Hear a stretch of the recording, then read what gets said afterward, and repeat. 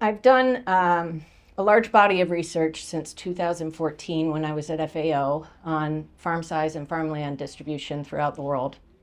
And first key finding I would say is how unequal farms and farmland distribution is throughout the world. For example, we see when we look at the data from the agricultural censuses that 84% of the world's farms are smaller than 2 hectares in size. And they operate only 11% of the world's farmland, whereas the largest 1% of the farms in the world operate 70% of the world's farmland. So family farms represent about 90% of the world's farms, and they operate 80% of the world's farmland. They produce 80% of the world's food, about. And so it's really important for us to distinguish between these different types of farms. Whereas smallholders produce 35% of the world's food, family farms produce 80%. And so when we are talking about family farms and when we're talking about smallholders, we're talking about two very different things. Another key point is the persistence of smallholder farmers. Smallholder farmers aren't going anywhere. Their farms continue to be small. And in fact, if we look at the various developing regions, we see decreased farm size in sub-Saharan Africa, in Latin America, and the Caribbean, and I'm talking about average farm size. In all of the major developing regions, with the exception of Europe and Central Asia, average farm size has decreased. In high-income countries in Europe, average farm size has increased.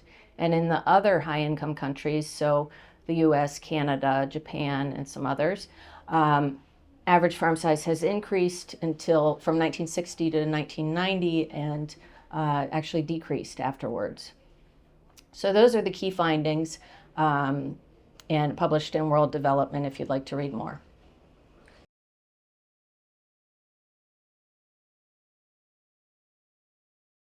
So two key questions that we've asked for our preparations for the Global Forum on Family Farming are what are the drivers? What's determining farm size?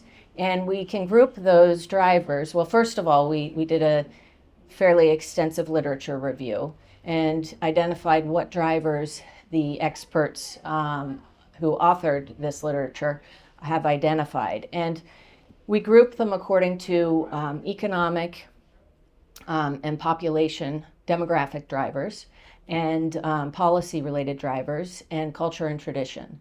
So the economic includes agricultural GDP growth. Demographics include rural population density. Policies include land tenure policies and how easy it is to buy or sell land. Culture and tradition include the desire to pass land down through the generations, for example. And how viable are smallholder family farms. We see a divergence of views in terms of what the experts have found. And with some experts saying that farms smaller than 2 hectares are perfectly viable as long as they meet certain conditions. And in some articles, they specify that smallholders need to be able to produce high-value cash crops, for example. They need to be able to access markets, otherwise they won't be viable. Still others say it's rare for them to be viable. And what do I mean by viable?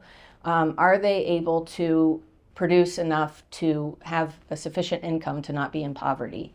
Are they food secure? If so, then we are saying that they're viable. And they face enormous challenges.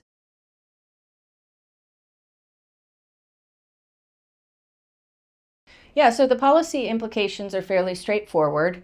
I'm not going to go into detail, but family farming policies, several countries have family farming policies, as we know, and it's really important that they distinguish between the different types of family farms. So are they talking about what interventions do they think are necessary, and do they intend to make to benefit smallholder family farms? What interventions are more appropriate for medium and large family farms? And so size of a farm measured by land is really only one dimension. We can also think about what crops are they producing? What interventions are best for farms that are producing wheat versus farms that are producing cassava? What agroecological conditions are they facing? How are they impacted by climate change?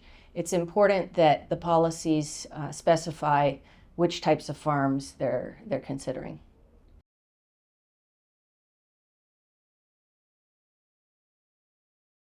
Family farms, 90% of the world's farms, if one adopts the definition that a family farm is a farm where it's managed by a family member, the majority of the labor is provided by family members, and size can be any size, then we see that 90% of the farms are family farms. And so there's going to be a huge variation in terms of what one farm or another farm needs. In any given country, in a Latin American country, there will be some fairly large family farms, and then there will be also small family farms, and their needs are bound to be hugely different. And so it would be prudent for family farming policies in that country to distinguish between the two.